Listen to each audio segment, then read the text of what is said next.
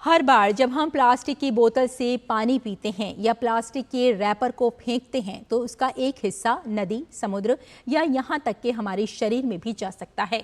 इस साल विश्व पर्यावरण दिवस का स्पेशल फोकस प्लास्टिक पॉल्यूशन को खत्म करने पर है।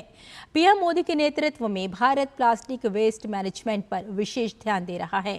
सतत विकास और समृद्ध जैव विविधता के लिए देश में सिंगल यूज प्लास्टिक और माइक्रो प्लास्टिक पॉल्यूशन को कम करने के लिए प्रयास किए जा रहे हैं। प्लास्टिक प्रदूषण से निपटने के लिए भारत ने basal convention, G20 Osaka vision और हाई एम्बिशन कोलिशन जैसे वैश्विक प्रयासों का समर्थन किया है। भारत ने प्रमुख अंतर्राष्ट्रीय सम्मेलनों और पहलों में भाग लेकर प्लास्टिक प्रदूषण के बढ़ते संकट से लड़ने के लिए वैश्विक समुदाय के साथ हाथ मिलाया है।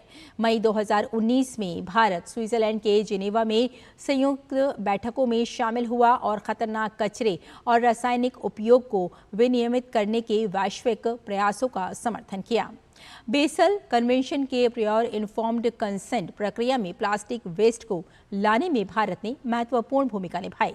इससे सिंगल यूज प्लास्टिक को खत्म करने और इलीगल प्लास्टिक डंपिंग के खिलाफ वैश्विक साझेदारी को बढ़ावा मिला। जून 2019 में G20 लीडर्स डिक्लेरेशन में भारत और दूसरे सदस्य देशों ने प्लास्टिक प्रदूषण के खिलाफ सख्त कार्रवाई करने पर सहमति जताई।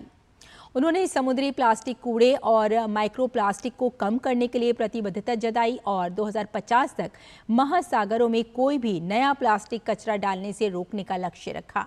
जनवरी 2021 में पेरिस में वन प्लेनेट समिट के दौरान भारत प्रकृति और लोगों के लिए हाई एम्बिशन कोलिशन में शामिल हुआ।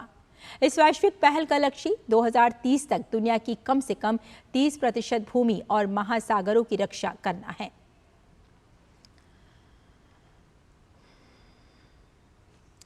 और भारत ने प्लास्टिक कचरे के संकट से निपटने के लिए एक मजबूत कानूनी और नीतिगत ढांचा अपनाया है। कानूनों, सुधारों और मिशनों के माध्यम से देश प्लास्टिक के जिम्मेदार उपयोग, रिसाइकलिंग और डिस्पोजल को सुनिश्चित करने के लिए काम कर रहा है।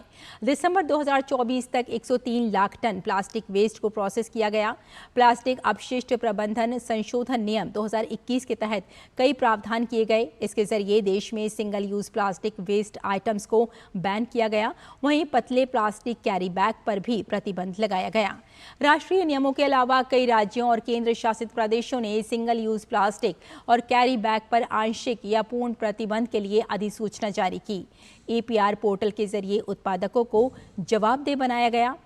इंडिया प्लास्टिक चैलेंज और नेशनल एक्सपो प्लास्टिक के विकल्पों को बढ़ावा देते हैं और प्लास्टिक पार्क और CSIR तकनीक से प्लास्टिक कचरे को फ्यूल और रिसाइकलेबल उत्पादों में बदला जा रहा है। स्वच्छ भारत मिशन ने रूरल और अर्बन प्लास्टिक वेस्ट मैनेजमेंट को बढ़ावा दिया है।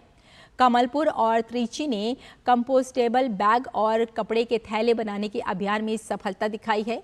भारत नीति, नवाचार और सार्वजनिक कार्रवाई के माध्यम से प्लास्टिक मुक्त भविष्य की ओर अग्रसर है।